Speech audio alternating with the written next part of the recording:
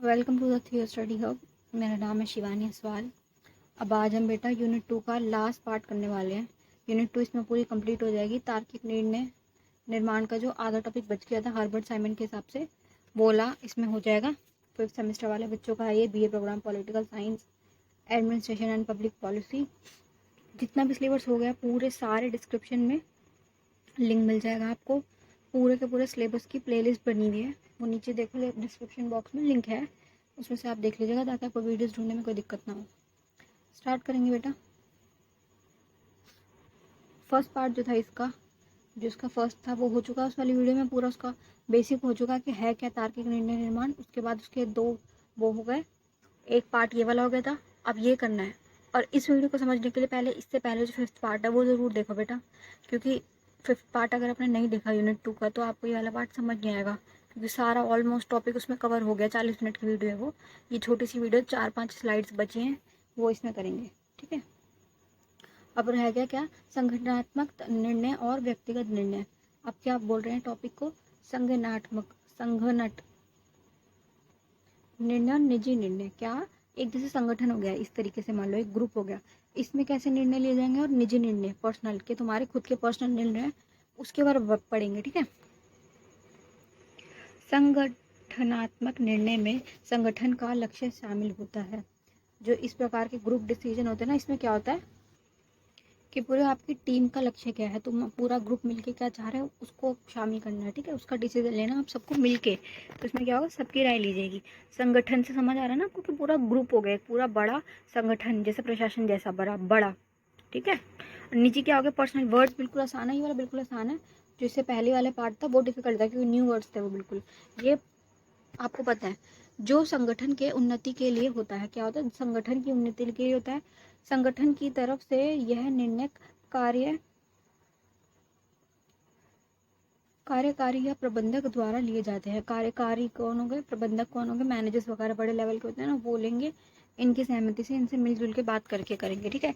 ये दूसरों को स्थानांतरित या सौंपा जा सकता है। अब ये क्या है, ये तुमने दूसरों को सौंप सकते हो। तुमने एक डिसीजन ले लिया ग्रुप ने मिलके, और तुम उनको बाकियों पे थोप सकते हो, ठीक है, सौंप सकते हो।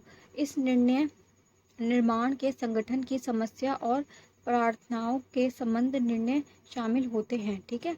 इसमें क्या बोल रहा है, जो भी प्रॉब्लम्स होगी उसको उठाया जाएगा कि क्या क्या समस्याएं आ रही है और क्या प्रार्थना है, क्या रिक्वेस्ट है, कि तुम कुछ चाह रहे रिक्वेस्ट कि भाई काम के घंटे थोड़े कम कर दो, या सैलरी थोड़ी बढ़ा दो, या थोड़ी अच्छी सुविधाएं दो। ये सब सब कुछ और शामिल होगा, क्योंकि सब बैठेंगे ना अगर, और कोई टॉपिक पे डिस्कशन होगी तो सब कुछ उसमें से निकल के आएगा। हर बंदा अपनी राय रखेगा।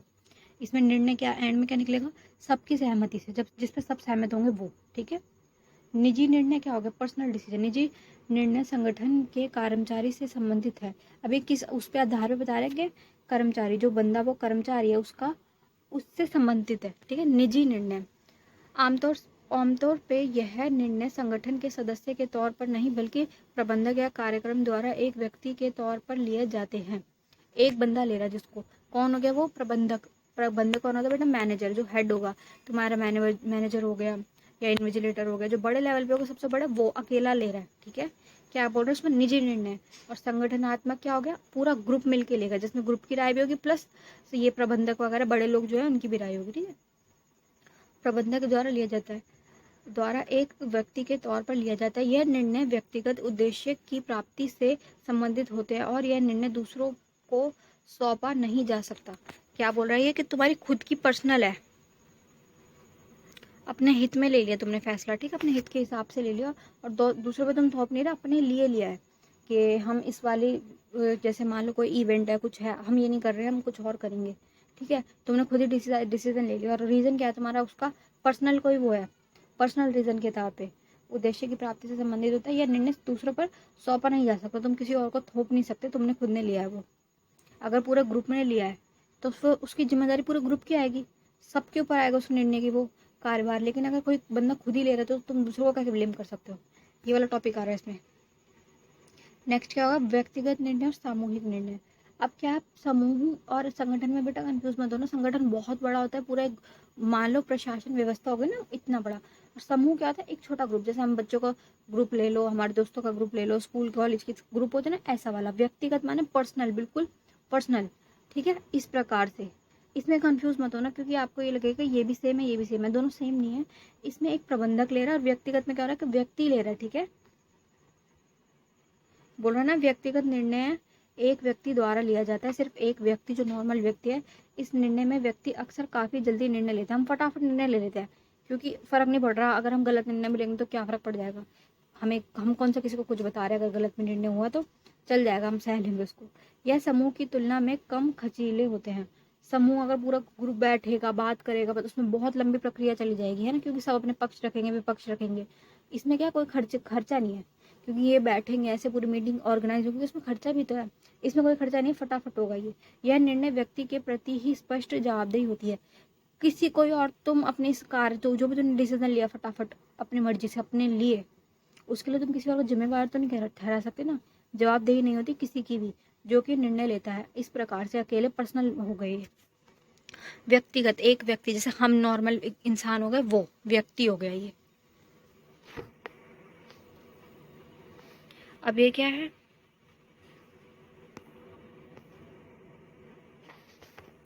व्यक्तिगत के बाद ये सामूहिक वाला बेटा ये है कि पूरा ग्रुप मिलकर डिसीजन ले रहा है,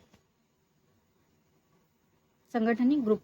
अब ये क्या है, नियमित निर्णय और विशिष्ट निर्णय। अब ये है अलग चीज, ठीक है। ये बेटा जब हम इसको पढ़ेंगे ना तो आपको ऐसा लगेगा ये तो फर्स्ट वाले का जैसा जो हमने फर्स्ट पढ़ा था। हमने फर्स्ट किया था ना, क्या था, कार्यक्रमिक निर्णय जो प्रोग्राम्ड थे पहले से फिक्स्ड थे, तो तुमने कुछ फिक्स कर रखा है वो वाले। और गैर कार्यक्रमिक निर्णय उससे मिलता जुलता लगेगा, लेकिन ये वो नहीं है, ये अलग है। इसमें क्या है, नियमित और अनियमित की बात हो रही है। नियमित क्या होती है चीज जो देखो बेटा बार बार हो रही है। नियमित, हम नियमित रूप से खाना खाते हैं, हम नियमित रूप से स्कूल जा रहे हैं, हम नियमित रूप से पानी पी रहे हैं, ये सब हो गए नियमित। अनियमित क्या, विशिष्ट क्या, कोई बिल्कुल स्पेशल, है ना।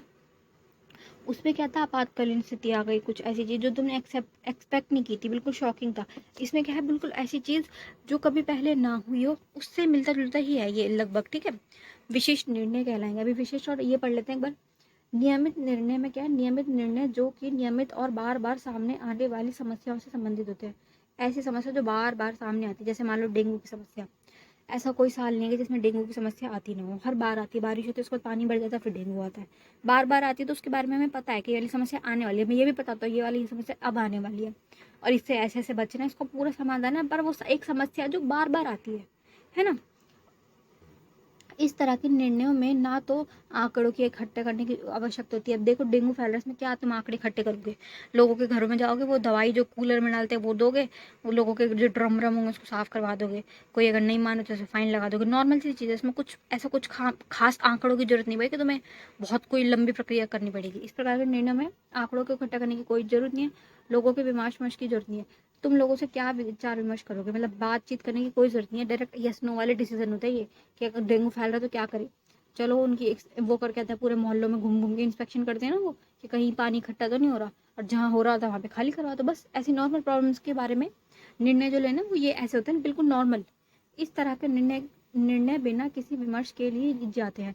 कोई मतलब इसमें बातचीत करने की वो जरूरत नहीं है, फिक्स्ड है कि अगर ये वाली समस्या आ रही तो ये करो।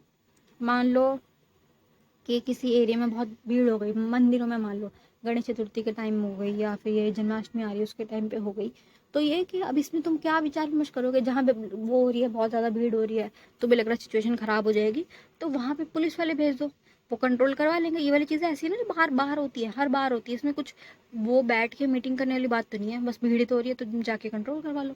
इसमें क्या निर्णय लेना, क्या विचार विमर्श करोगे तुम। एक सीधा सा जवाब है इस बात का कि तुम जाके वहाँ पे कंट्रोल कर लो, बस। ऐसे निर्णयों के प्राथमिक उद्देश्य यही होता है कि किसी कार्य के उच्च स्तर की कौशलता को प्राप्त करना, कि जो भी वो समस्या उसको ठीक कर दो, उच्च स्तर की कौशलता प्राप्त कर लो। संगठन के अंदर भी संगठनात्मक निर्णयों के अनुकूल निम्न स्तर पर निर्णय लिए जाते हैं। अब ये बोल रहे कि निम्न स्तर पर भी निर्णय लिए जाते हैं। एक बड़ा सा संगठन है तो उसमें कोई छोटी छोटी बातों के लिए थोड़ी ना तुम बैठोगे, पूरी मीटिंग बिठवाओगे, प्रेस कॉन्फ्रेंस करवाओगे, इस प्रकार की, ऐसा तो कुछ नहीं होगा ना, नॉर्मल डिसीजन लोगे उसमें। अब आएगी विशिष्ट की बारी। विशिष्ट में क्या कहा जा रहा है, ऐसे निर्णय जो बहुत ज़्यादा सीरियस टॉपिक पे हैं, जो ऐसे इतनी बड़ी वाली बैठक होती है जिसमें सारे ऐसे बंदे बैठे होते हैं जो बात को तुम्हारी लीक नहीं होने देंगे, वो बात बाहर नहीं जाएगी। सबसे बड़ा देश का जो बंदा है वो सारे बड़े बड़े लोग है, हाई लेवल वाले, जो मान लो कैबिनेट मिनिस्टर वाले होते हैं ना, कैबिनेट मिनिस्टर होते हैं, वो बैठेंगे उसमें, सारे हाई लेवल वाले बंदे। ठीक है। इसमें क्या है, विशिष्ट निर्णय किसी गंभीर समस्या पर लिए जाते हैं। कोई भी बहुत बड़ी समस्या आ गई और तुम्हें पहले नहीं आई वो समस्या, कभी पहले फर्स्ट टाइम आई है, ऐसे निर्णयों में संभावित विकल्पों को तथ्यानुष विशेषता की आवश्यकता होती है। अब इसमें क्या, तुम्हें पूरा डाटा चाहिए, पूरा डाटा, कि तुम क्या कर रहे हैं, हम अगर ऐसा करेंगे तो ऐसे करने से क्या हो जाएगा, तुम्हें ये सोचना पड़ेगा कि इसका इसका रिजल्ट क्या निकलेगा, पहले तुम सोचो उस बारे में। पूरे संभावित विकल्प लिखने पड़ेंगे कि क्या क्या ऑप्शंस है, बेस्ट ऑप्शन कौन सा है इसमें, इस ऑप्शन को करने से क्या निकलेगा रिजल्ट, क्या क्या होगा। जी मैं बता रही हूँ निर्णय लेना प्रक्रिया, इसकी एक अभी डायग्राम भी दिखाऊंगी पूरा अच्छा सा, उससे बिल्कुल आपको समझ आ जाएगा। इन निर्णयों में काफ़ी जल्दी विमर्श की जरूरत होती है। अब ये क्या, डिसीजन भी लेना बहुत अच्छा और क्विक भी लेना है, क्योंकि तुम्हारे पास समय नहीं है, सिचुएशन खराब होती जा रही है। इसका एग्जाम्पल कोविड वाला ले लो, ठीक है, कोविड वाला ले लो, या फिर जैसे मान लो अटैक हुआ था पीछे, पुलवामा वाला अटैक हुआ था, वैसे सिचुएशन ले लो कि भाई सैनिक मर गए हमारे सारे, कि अब क्या किया जाए क्या किया जाए, तो उन्होंने फटाफट डिसीजन लिया था ना, अब उरी अटैक वाला। तो ये कि ये सब जो बातें होती है बाहर नहीं आती, इनके डिसीजन किसी को बाहर पता नहीं चलते हैं, आपस में फटाफट लेते हैं डिसीजन, क्विक डिसीजन लेने होते हैं इनको, और पूरे सब कुछ देखना होता है कि कहीं ये ना हो कि हमारे सैनिक वहाँ जा रहे हैं और वो फंस जाए वहाँ पे, हम ऐसे मतलब ऐसे बिना सोचे डिसीजन नहीं ले कोई, पूरा हाई लेवल वाली थिंकिंग चीज़ के लिए। इन निर्णयों में काफ़ी जल्दी विमर्श के लेना जरूरी होता है, फटाफट विचार विमर्श करोगे, तुम बातचीत करोगे, ठीक है। और ऐसे निर्णयों का प्रभाव भी काफ़ी लंबे समय तक रहता है। अब देखो बहुत बड़ी टॉपिक पे तुमने कोई निर्णय लिया है तो उसका प्रभाव भी बहुत बड़े लंबे टॉपिक तक चलेगा, लंबे समय तक चलेगा। विशेष निर्णय एक संगठन में उच्च स्तर के प्रबंधकों द्वारा लिए जाते हैं। उच्च स्तर के प्रबंधक, प्रबंधन माने मैनेजर्स, जो हाई लेवल वाले मैनेजर्स होते हैं ना, सबसे बड़े लेवल पे, जैसे ये बैठे हैं, इनके द्वारा लिए जाएंगे, इनके बिना नहीं लिए जाएंगे, जब तक ये अपनी हामी नहीं भरेंगे तब तक कुछ नहीं होगा। और सारे बंदे बड़े लेवल वाले बैठेंगे। ये हो गए विशिष्ट, और वो हो गए नियमित निर्णय, जो नॉर्मल होते हैं, कोई भी निर्णय ले सकता है, जिसमें कुछ बात करने की जरूरत नहीं है, जो फिक्स्ड है पहले से ही कि ऐसी सिचुएशन आएगी तो ये कर लो, बस बार बार हो रही चीज़। लेकिन विशिष्ट क्या है, जो कभी पहले ना हुई हो, बहुत गंभीर सिचुएशन आ गई हो। अब ये नीति निर्णय और प्रभावी निर्णय हम नेक्स्ट पढ़ेंगे। नीति निर्माण क्या है, नीति क्या होता है बेटा, पॉलिसी, पॉलिसी के बारे में बता रहे हैं कि ऐसे निर्णय जो पॉलिसी से रिलेटेड होते हैं, ठीक है। अब ये जो पॉलिसी है बहुत बड़ी चीज़ है, पॉलिसी बनाने, एक कानून बन जाता है तो वो बहुत लंबी प्रक्रिया के बाद बनता है, तो उसको बनाने के लिए वो कौन सिलेक्ट करोगे, तुम किन से बनवाओगे, जो सबसे बड़े स्तर वो होंगे प्रबंधक, प्रबंधक माने मैनेजर्स, जो उच्च स्तर के प्रबंधक होते हैं ना, बड़े बड़े ऑफिसर्स जो होंगे सबसे हाई लेवल वाले, वो करेंगे इस पे काम, ठीक है। नीति निर्णय वे निर्णय है, नीति निर्णय वह निर्णय है जो संगठन के बुनियादी सिद्धांत को परिभाषित करता है। इसमें क्या है, संगठन का बुनियादी जो सिद्धांत है उसका काम क्या है, बेसिक सच में उसका काम क्या है, नीतियां बनाना, उसके ऊपर बात कर रहे हैं ये कि नीतियां बनाना जो उसका बेसिक काम है ना, बुनियादी काम है, उसका जड़ से जो काम है उसके बारे में बता रहा है ये। इसके अलावा यह भी निर्धारित करता है कि यह भविष्य में कैसे विकास का कार्य करेंगे, आगे जाके तुम्हें कैसे डेवलप करना है। जितनी भी पॉलिसीज बनती है वो इसलिए तो बनती है कि हम अपने देश के जितने भी रूल्स हैं उनको बेटर कर रहे हैं, नई नई पॉलिसीज बना रही है, जो पुरानी पॉलिसीज में कमी उनमें संशोधन कर रहे हैं, अमेंडमेंट कर रहे हैं, उनमें उनको ठीक कर रहे हैं। तो ये यही है कि आगे विकास का कार्य कैसे करेंगे, ठीक है। ये उच्च स्तर के प्रबंधक करते हैं, हाई लेवल वाले बंदे करेंगे, ठीक है। और प्रक्रियाओं को बदलने के लिए किया जाता है, प्रक्रियाओं के बदलने के लिए मतलब ये कि जो पुरानी तुम्हारी फिक्स्ड रूल है, जो तुमने पॉलिसीज बना दी, अब उसको अगर मान लो समय के साथ परिवर्तन की जरूरत होती है, उसको आप बदलने के लिए क्या करोगे, संशोधन करोगे। तो ये जो नीति निर्णय है ना, सारे बड़े लेवल वाले करेंगे। जैसे अभी जो अभी रिसेंट हुआ है, अमित शाह वगैरह ने पेश किए हैं बिल, उसमें सारे बहुत सारी चीज़ें चेंज कर दी गई हैं। जो रिसेंट अभी चल रहा है ना, उसमें बहुत सारे पुराने वाले जो बिल है उसको बहुत अच्छा कर दिया गया, पहले से तो बहुत बेटर कर दिया गया। रेप वाला कानून उन्होंने बहुत अच्छा कर दिया, पॉस्को एक्ट वाला भी बहुत अच्छा कर दिया। मतलब तुम ये मान लो पुरानी जो आईपीसी की धाराएं वगैरह सारी ही बदल चुकी हैं, बहुत सारी चीज़ें उन्होंने चेंज करी और अच्छी बनाई है। तो पुरानी जो चीज़ है उनको बदला भी जाता है नीति निर्णय में इसमें, ठीक है। डिसीजन कौन लेंगे, सबसे बड़े वाले बनते हैं। अब प्रवृत्ति इसमें क्या है, अब ये उसी का अपोजिट हो गया कि इसमें बिल्कुल नॉर्मल चीज़ होगी। प्रवृत्तीय निर्णय में नियमित कार्यों के संबंधित अल्प विधियों, उद्देश्यों की, लक्ष्यों की नियोजित और निर्धारण को शामिल है। अल्प जो कोई टेम्पररी वर्क है, अल्प प्रवृत्ति वाले उद्देश्य है, कोई टेम्पररी उद्देश्य है, फिक्स्ड नहीं है। तुम्हें कोई मान लो छोटी सी समस्या आ गई, किसी एरिया में पानी नहीं आ रहा, अब ये छोटी सी तो प्रॉब्लम है, जब पानी आ जाएगा तो सॉल्व हो जाएगी, बारिश नहीं हो रही, नहीं आ रहा पानी, अब उनकी समस्या क्या करोगे। तो बहुत नॉर्मल नॉर्मल प्रॉब्लम्स है ना, पानी के टैंकर भिजवा दोगे, या फिर पानी की लाइनें उनको थोड़ी सा आर्थिक सहायता करवा दोगे कि पानी की लाइनें वहाँ तक पहुँच जाए, ऐसे छोटी छोटी चीज़ें जो है उनके लिए। लक्ष्यों के नियोजन और निर्धारण में शामिल है। यह निर्णय निम्न स्तर के प्रबंधक लेते हैं। निम्न स्तर हमारे नीचे वाला लेवल है। छोटे प्रबंधक जो है ना, छोटे छोटे ऑफिसर्स हो गए, छोटी छोटी प्रॉब्लम वो सॉल्व कर लेते हैं, उसमें कुछ बड़े विचार विमर्श की जरूरत नहीं है। नीति निर्माण के क्रियान्वित करने के लिए करते हैं। क्रियान्वय क्या है? नीति निर्माण जो हुआ है, जो भी तुम्हारी पॉलिसीज बनी है उनका क्रियान्वित करना। क्रियान्वित मतलब उसको लागू करवाना। उसको लागू करवाने के लिए ऐसे छोटे डिसीजन लिए जाते हैं और जो भी छोटी छोटी प्रॉब्लम्स होंगी वो ये सॉल्व करते हैं। नेक्स्ट देखेंगे तार्किक निर्णय लेना क्यों महत्वपूर्ण है। अब ये कि तार्किक निर्णय क्या है, डिसीजन मेकिंग मैंने समझा दिया। डिसीजन मेकिंग के टाइप्स कितने हैं वो समझा दिया। डिसीजन मेकिंग में कितने चीजें आती है वो भी मैंने समझा दी। अब ये कि महत्वपूर्ण क्यों है, कि क्यों जरूरी है कि हम एक अच्छा तार्किक निर्णय ले, एक लॉजिकल हो। डिसीजन मेकिंग क्यों इतनी इंपॉर्टेंट आ रही है। अब ये कि कार्यस्थल में तार्किक तर्क महत्वपूर्ण है। कार्यस्थल जो आपका वर्क प्लेस है उसमें सबसे ज्यादा इंपॉर्टेंट है तार्किकता, कि तुम्हारे उस बात में लॉजिक तो हो। ऐसे थोड़ी तुम कुछ भी डिसीजन ले लोगे। अच्छा लॉजिक होना महत्वपूर्ण है, क्योंकि यह हमें स्पष्ट रूप से देखने और समस्याओं को हल करने में मदद करता है। क्या होता है? स्पष्ट रूप, एकदम साफ देखो तुम प्रॉब्लम को और उस समस्या को हल करने में मदद करता है तुम्हारे लिए। बेस्ट डिसीजन जो होगा, ठीक है, यह मुद्दों पर स्पष्टता लाता है। जो भी तुम्हारा टॉपिक है उसको क्लियर कर देता है कि भाई है क्या मुद्दा, जो है जो भी प्रॉब्लम वो क्या है।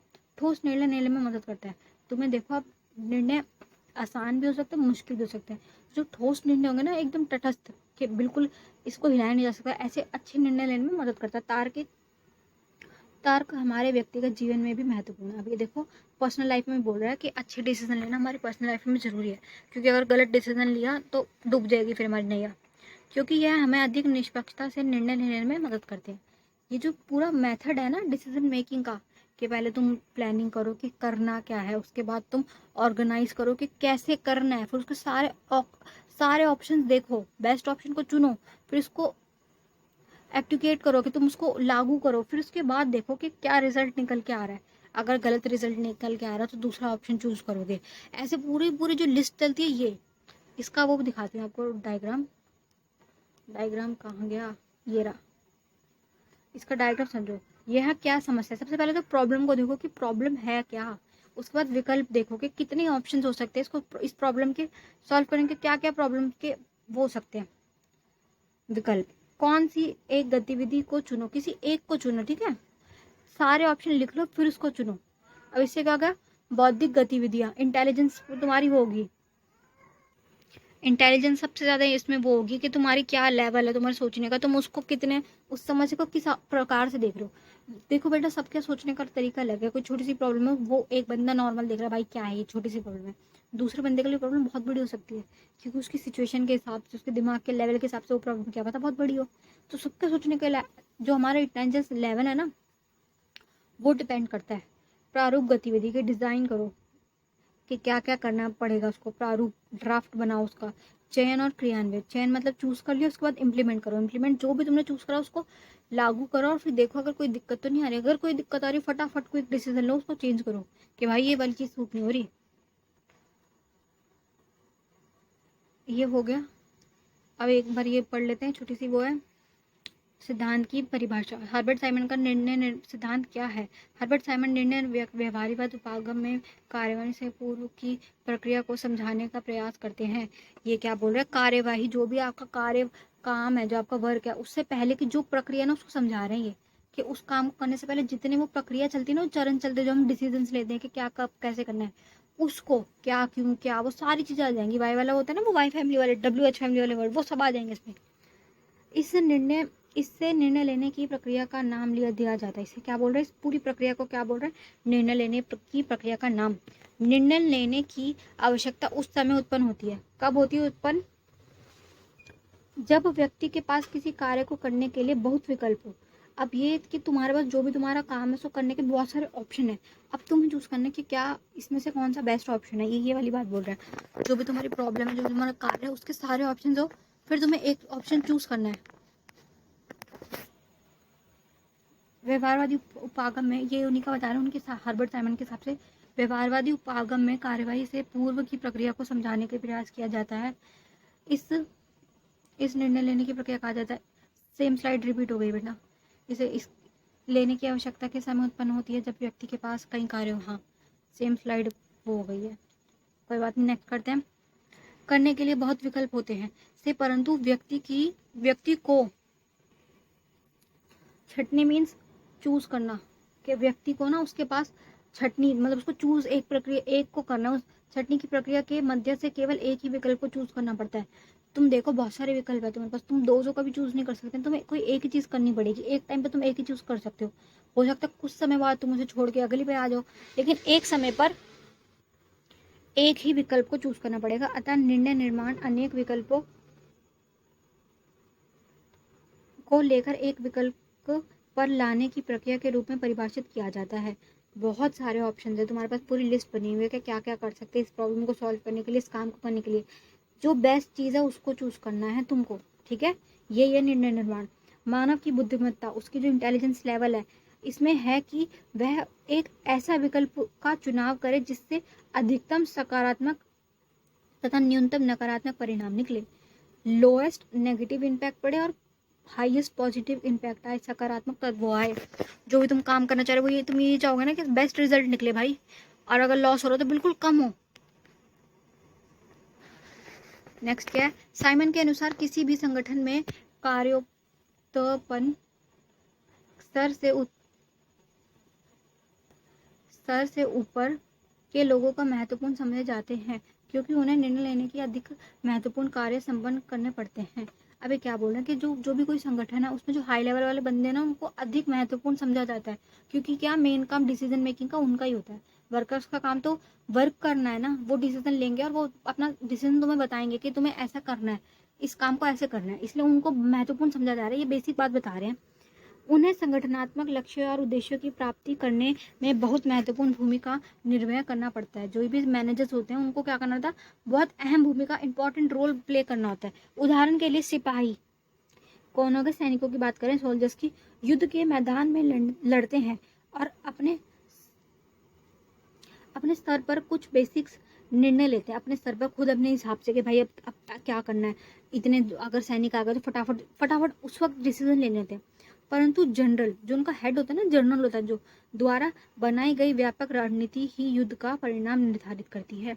देखो जो सैनिक है वो लड़ रहे हैं खुद, तो वो फटाफट अपने छोटे छोटे डिसीजन तो लेते हैं कि अब मैं किसको क्या करूं, आगे कैसे बढ़ूं, लेकिन जो वो युद्ध चल रहा है ना उसकी बेसिक रणनीति होती है ना, जो पूरा एक वो बनाया हुआ था माइंड मैप कि तुम्हें क्या क्या क्या करना है, वो तो पूरी की पूरी जनरल पर डिपेंड करती है। और जो भी परिणाम आएगा, जो भी रिजल्ट आएगा ना, वो इस जनरल के ऊपर होगा जवाबदेह। सैनिकों को कोई कुछ नहीं कह सकता। एक बात सुनो, देखो दूसरा एग्जाम्पल सैनिकों वाला दूसरा। एक क्लास है, उस क्लास में 50 बच्चे बैठे हुए हैं और एक टीचर है। टीचर का काम क्या है, पढ़ाना, पूरा सिलेबस खत्म करवाना, हर हाल में कैसे भी करवा के सिलेबस खत्म कराओ। 50 बच्चे बैठे हैं, पर ये पूरा काम टीचर पर थोड़ी ना छूट रहा है। बच्चे अपनी तरफ से मेहनत करेंगे, खुद रीडिंग कर लेंगे, खुद पढ़ लेंगे, नोट्स बना लेंगे, सेल्फ स्टडी करेंगे। आधे बच्चे उन सेल्फ स्टडी से नोट मांग के काम चलाएंगे, आधे यूट्यूब से पढ़ लेंगे। ऐसे ऐसे खुद से भी छोटे छोटे निर्णय लेते हैं। लेकिन क्या मुख्य जो रिजल्ट का निर्धारण होगा ना, वो उसका जो जिम्मा आएगा वो आएगा टीचर के ऊपर, क्योंकि टीचर कौन है यहाँ पे, जनरल की भूमिका निभा रही है। तो जवाबदेह कौन होगा, टीचर, ना कि बच्चे। टीचर वो है कि अपना काम उन पर थोपेगी कि मेरी कोई वो जिम्मेदारी नहीं है, तुम बड़े हो, ये वो, बट इससे कोई फर्क नहीं पड़ता। मेन बेसिक ये बताना चाह रहे हैं ये कि छोटे स्तर पर डिसीजन लिए जाएंगे, लेकिन जो बड़ा लेवल है ना वो जनरल के हाथ में होगा। ये वाला मैं पूरा आपको भी डायग्राम अब भी समझाया जस्ट, ठीक है। नेक्स्ट देखेंगे, ये क्या बोल रहा है, इस निर्णय निर्माण की प्रक्रिया में कई चरण आते हैं। अभी चरण वही वाली बात हो गई जो ये है ना, ये पूरा जो वो है उसको लिखा हुआ है, उसकी रिपोर्ट मान लो, ये जो लिखा हुआ है। बौद्धिक गतिविधियां तुम्हारे मेंटल लेवल के ऊपर बोलेंगे, प्रारूप गतिविधियां तुम्हें ड्राफ्ट लिखना है जो, ठीक है।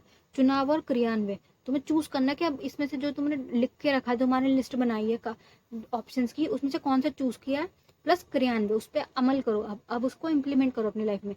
समीक्षा का चरण, समीक्षा क्या होती है बेटा, उसको एनालिसिस करो कि भाई जो हम कर रहे हैं कहीं हम गलत तो नहीं कर रहे, कि तुमने गलत एक ऑप्शन चुन लिया और उस पर काम करे जा रहे हो, ऐसे नहीं होता। तुम उसको चेक भी करोगे एक हफ्ते बाद कि भाई जो मैंने इतने टाइम तक ये पूरा इस पर मेहनत करी, एक हफ्ते से इसका रिजल्ट आ भी रहा है कि नहीं आ रहा। और अगर कोई रिजल्ट नहीं आ रहा, तुम देख सकते हो कि नकारात्मक ही आ रहे तथ्य, तो तुम्हें इसे ड्रॉप करना होगा और दूसरा चीज चूज करना होगा।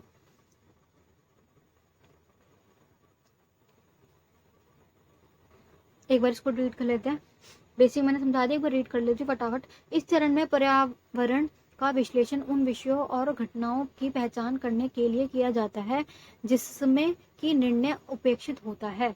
क्या बोल रहा है कि इसमें पर्यावरण, जो भी तुम्हारा सराउंडिंग्स है, उसकी विशेषकरण, उन पर विषयों पर जो भी तुम्हारा टॉपिक है और घटना है उसकी पहचान कर लो। पहले तो देख लो कि हाँ भाई प्रॉब्लम है क्या, पहले तो प्रॉब्लम देखो। आधे लोगों को तो ये नहीं पता प्रॉब्लम क्या है। जिसमें जिसमें कि निर्णय उपेक्षित होता है, कि निर्णय लेना इंपॉर्टेंट है, उसको ढूंढ लो। समस्या को परिभाषित करने के लिए आंकड़ों की सूचना करना, जो भी तुम्हारी प्रॉब्लम है उसको तुम एक बार फिक्स करना चाह रहे हो कि ये प्रॉब्लम है, तो आंकड़े पूरा डाटा कलेक्ट करो, उस प्रॉब्लम से रिलेटेड डाटा रखो, तुम्हें पता चल जाए कि हाँ ये प्रॉब्लम है। एकीकृत करना, संसाधित और उनका विश्लेषण करना, जो भी तुम्हारी डाटा है उसको पूरा ठीक करो, उसका विश्लेषण करो कि हाँ ये ठीक डाटा पूरा ठीक है। पहले स्टेप तो यही आ रहा है कि प्रॉब्लम देखो, डाटा निकालो। फिर प्रारूप गतिविधियां, प्रारूप में क्या हो रहा है, इस चरण में संसाधित आंकड़ों के आधार पर संभावित विकल्पों का विकास शामिल है। जो भी ऑप्शन है उसको ढूंढो, उसको देखो कि ऑप्शन को कैसे आगे इम्प्लीमेंट करना है और उसको कैसे ठीक किया जा सकता है। बेस्ट ऑप्शन बनाओ पहले तो। इसमें प्रत्येक संभावित गतिविधि का मूल्य किया जाता है। जो भी तुम्हारे ऑप्शंस निकल रहे हैं ना उसको सबका मूल्यांकन किया जाएगा। सारे ऑप्शन तुम देखोगे ढंग से कि किसमें करने से क्या हो रहा है, कौन सा ऑप्शन बेकार है, जो सबसे गंदा होगा उसे डिलीट कर दो ऑप्शन को। इस चरण में समस्या का विश्लेषण किया जाता है। बेसिकली जो तुमने समस्या ढूंढ ली ना, तुम्हें पता चल गया समस्या हमारी क्या, उसका विश्लेषण, उसकी पूरी डीप स्टडी कर देंगे कि क्या किया जा सकता है, उसका विश्लेषण किया जाएगा। इसके बाद संभावित विकल्पों का पता लगाया जाएगा। विकल्प तुमने पहले ढूंढ लिए सारे, वो कर लिया, लिख लिया, अब उसके बाद उसका विकल्पों का पता लगाया जाएगा और संभावित और व्यवहारिक के संदर्भ में विकल्प का चयन किया जाएगा। संभाव्यता और व्यवहारिकता, जो चीज एक देखो बेटा, मूल्यों के आधार पे हो, तुम बिल्कुल रिजिड नहीं हो सकते कि तुम कुछ भी निर्णय ले रहे हो। तुम्हें पता चल गई प्रॉब्लम ये है, मान लो किसी गांव की प्रॉब्लम है, ठीक है, बड़े लेवल पे समझा रही हूँ, संगठन के हिसाब से पर्सनली बता रही। संगठन है, किसी गांव में दिक्कत है कि वहाँ पे इलेक्ट्रिसिटी नहीं है। अब तुम निर्णय लेना चाह रहे हो, तुमने सारे ऑप्शंस लिख लिए, तुम्हारा निर्णय ये है कि हम बिजली फ्री में देंगे और इतने समय तक देंगे, लेकिन ये कि तुम ये तो देखो कि उसको करने में खर्च कितना हो रहा है। तुम संभावितता देखो कि तुम्हारा कितना बजट लग रहा है, तुम्हारे पास इतना पैसा है भी कि तुम इतनी बिजली दे पाओगे। और व्यवहारिकता क्या कह रही है कि भाई इंसान है, उसको बिजली तो चाहिए, बिना बिजली के वो कैसे अपना वो करेगा जीवन। तो तुम्हें बेसिक सब कुछ देखना है, बैलेंस बनाते हुए चलना है। एक तरफ झुकना नहीं है कि तुम इमोशनल होकर मूल्यों को देख के, नैतिकता को देख के तुमने डिसीजन ले लिया, या तुमने फैक्ट्स नहीं देखे। फैक्ट्स प्लस वैल्यू दोनों चीजों का मिश्रण होगा और बैलेंस्ड होगा।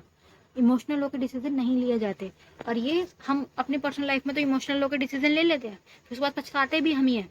लेकिन जो बड़े लेवल में होते हैं ना संगठन वाले, ये इमोशनली डिसीजन नहीं लेते, ये हर चीज देखते हैं, उसके बाद ही देखते हैं कि क्या रिजल्ट आएगा, इसका पूरी संभावना रखते हैं कि इस चीज का ऐसा रिजल्ट होगा, ऐसा रिजल्ट आ सकता है, उस आधार पे फैक्ट्स प्लस वैल्यूज दोनों को बराबर रखते हैं कि हद से ज्यादा ये ना हो कि तुम साइंस घुसा दो, फैक्ट्स फैक्ट्स पे चले जाओ और मूल्य बिल्कुल भी ना देखो। वैल्यूज होती है ना एक इंसानियत वाली, वो छोड़ दो, ऐसा ना हो, इक्वलिटी रखो, ठीक है। चुनाव और क्रियान्वयन, क्या कि इस चरण में सबसे श्रेष्ठ विकल्प को चुनना होता है, सबसे बेस्ट जो विकल्प है उसको चुन लो तुम और उसका क्रियान्वयन करो, उसको इम्प्लीमेंट करो। समीक्षा का चरण, इस चरण में क्रियान्वयन गतिविधियों का निष्पादन की जांच की जाती है। जांच माने जो तुमने अब वो कर रहे हो, इम्प्लीमेंट कर रहे हो, तुमने चूज किया, इम्प्लीमेंट कर रहे हो। पर देखो बेटा, कोई भी इंसान, व्यक्ति, कोई भी संगठन होगा, कोई व्यक्ति होगा, भगवान तो है नहीं कि तुम परफेक्ट ही चूज करोगे, क्या पता तुमसे चूज करने में गलती हो गई हो। तो ये कि अब उसको जब तुमने इम्प्लीमेंट कर दिया, उसके बाद उसका जांच भी करो कि परिणाम क्या निकल रहा है। कहीं ये तो नहीं आ रहा कि हमने जो इतना बड़ा प्लान बनाया वो गलत चला गया, नकारात्मक तथ्य आ रहे हैं निकल के। तुम्हें उसकी जांच करनी पड़ेगी थोड़े समय बाद। परिणाम का मूल्यांकन करना, मूल्यांकन पूरी उसकी जांच कर देना। तार्किक निर्णय निर्माण के प्रारूप अनुसार आर्थिक मानव ही एक पूर्ण तार्किक निर्णय निर्माण हो सकता है, जैसे कि नवशास्त्र सिद्धांत के द्वारा परिभाषित किया गया है। नवशास्त्र सिद्धांत आधार पर पूर्ण तार्किक स्थिति में प्रत्येक संभावित विकल्पों को देखा जाता है। अब ये क्या बोल रहा है बेटा कि जो एक बिजनेसमैन है, जो एक पूरा आर्थिक मानव है, वो ही पूर्ण तार्किक निर्णय ले सकता है। कोई इमोशनल बंदा थोड़ी ना ले सकता। आर्थिक मानव किसे कहा जा रहा है, पूरे तरीके से जो एंटरप्रेन्योर है वो बंदा लेगा डिसीजन, पूरा एकदम तार्किक निर्णय, बेस्ट फैक्ट्स देके। क्योंकि हर बार ये होता है हमारे डिसीजन में ना वैल्यूज तो आ जाती है। हम थोड़ा सा ये मान लो जैसे कि रोड पे किसी का एक्सीडेंट हो गया, तो फैक्ट्स तो ये कह रहे हैं कि अगर इस बंदे को कुछ हो गया तो नाम तुम पे भी आ सकता है, और इस बंदे की बचने की संभावना नहीं है। इसको बचाओगे तो हो सकता है कि तुम फंस जाओ, क्योंकि रोड ऐसा है कि तुम्हारी सिचुएशन खराब है। पर मैं वैल्यूज क्या कह रही है कि यार वो इंसान है, चाहे कितनी भी बुरी हालत हो, चाहे वो बचे या ना बचे, चाहे तुम फंस जाओ, लेकिन इंसान है, उसकी मदद करना ज़रूरी है। ये क्या कह रही हैं वैल्यूज़, और फैक्ट्स क्या कह रहे हैं कि मदद मत करो। क्या पता वो झूठ बोल रहे हो, क्योंकि ऐसे बहुत सारे केस आ गए हैं कि किसी ने ऐसे, जो बड़े बड़े हाईवेज वगैरह होते हैं ना, वहाँ पे फेक ऐसे दिखा रहे हैं कि हमारा एक्सीडेंट हो गया, वो बंदा बाहर आएगा, मदद करने, उसे पकड़ लेंगे, उसको चोरी वोरी हो जाएगी, है ना। बहुत सारी चीज़ें वाली देखी, तो हमारे दिमाग में ये द्वंद्व सा चलता है, एक तरीके का संघर्ष चलता है कि मदद करें या ना करें। क्योंकि इंस्टा वगैरह पे ऐसी वो आती हैं पोस्ट, आए दिन न्यूज़ में आता है कि इनको लूट लिया, ऐसे ऐसे झूठ मदद मांगने आए कि हम फंसे हुए हैं, हमारी मदद कर दो। बंदा इमोशनल हो जाता है, मदद करने बाहर जाता है, उसी को लूट लिया, उसकी कार पूरी लूट ली, उसके साथ बुरा बुरा किया, ठीक है। तो ये कि अब दिमाग हमारा लड़ता है फैक्ट्स प्लस मूल्य। अब ये कि ठीक है चलो है बुरी चीज़ें, लेकिन ये तो नहीं कि अगर मान लो किसी सच में किसी इंसान का एक्सीडेंट हुआ और तुमने उसकी मदद नहीं की, तो फिर तो ये गलत हो गया ना। तो तुम्हें फैक्ट्स देखने पड़ेंगे कि क्या सिचुएशन है, उस आधार पे। दूसरा ये मूल्य भी, थोड़ी सी मानवता भी रखेंगे।